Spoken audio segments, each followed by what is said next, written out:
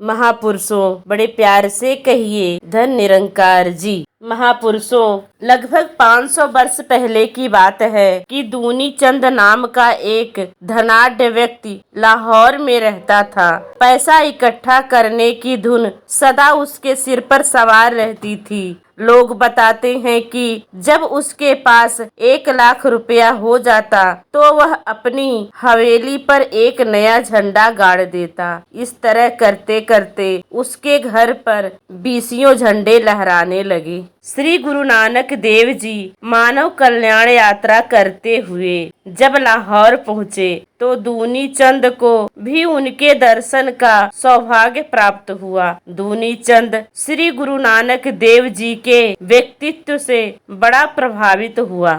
उसने श्री गुरु नानक देव जी को अपने घर में चरण डालने के लिए मनवा लिया। श्री गुरु नानक देव जी जब उसके घर गए तो झंडे देखकर पूछने लगे, दूनी चंद जी, ये झंडे क्यों लगा रखे हैं? दूनी चंद बोला, महाराज, जब भी मेरे पास 1 लाख रुपया इकट्ठा हो जाता है मैं अपने मकान पर एक झंडा लगवा देता हूँ ताकि पता चल सके कि अब मैं इतनी माया का स्वामी बन चुका हूँ। श्री गुरु नानक देव जी ने मन ही मन में सोचा कि इसे समझाना चाहिए कि यह माया किसी का साथ देने वाली नहीं है। इस बात को समझाने के लिए वह किसी अवसर का इंतजार करने लगे। जब वह अपने स्थान पर वापस लौटने की तैयारी करने लगे तो उन्होंने दूनी चंद को अलग ले जाकर कहा, दूनी चंद जी, आप मेरा एक काम करेंगे? क्यों नहीं महाराज, मैं तो आपका दास हूँ। आप कृपा करके आज्ञा कीजिए, मेरे लिए क्या सेवा है? दूनी चंद ने बड़े नम्र भाव से कहा। श्री गुरु नानक देव जी ने अपने चोले में से एक सुई निकालकर उसे देते हुए फरमाया, मेरी यह सुई अपने पास रख लो, अगले जन्म में मैं आपसे ले लूंगा।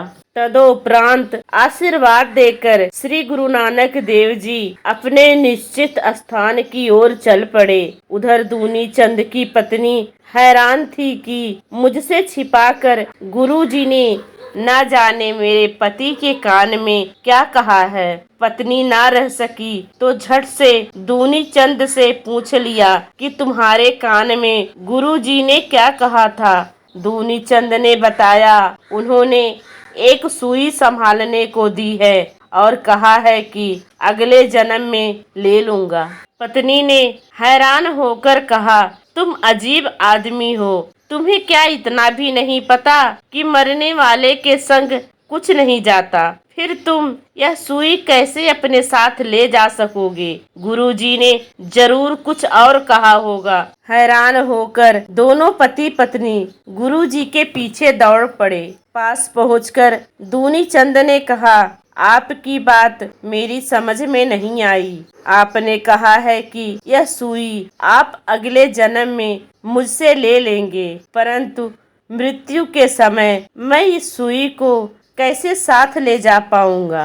श्री गुरु नानक देव जी ने कहा, वैसे ही ले जाना जैसे अपने करोड़ों रुपए ले जाओगे। दोनों एकदम बोल उठे, महाराज, 1 करोड़ रुपए भी यहीं रह जाएंगे, ये भी साथ नहीं जाएंगे। श्री गुरु नानक देव जी ने मुस्कुराते हुए कहा, फिर इस माया को क्यों इकट्ठा कर रहे हो? उस माया को क्यों नहीं जोड़ते जो साथ जाने वाली है? सच्ची दौलत को प्राप्त करने के लिए क्यों नहीं प्रयत्न करते? सत्य परमात्मा को भूलकर असत्य माया के पीछे भागना ठीक नहीं है। इसलिए महापुरुषों ने सदा ही सच्ची दौलत को इकट्ठा करने का उपदेश दिया है।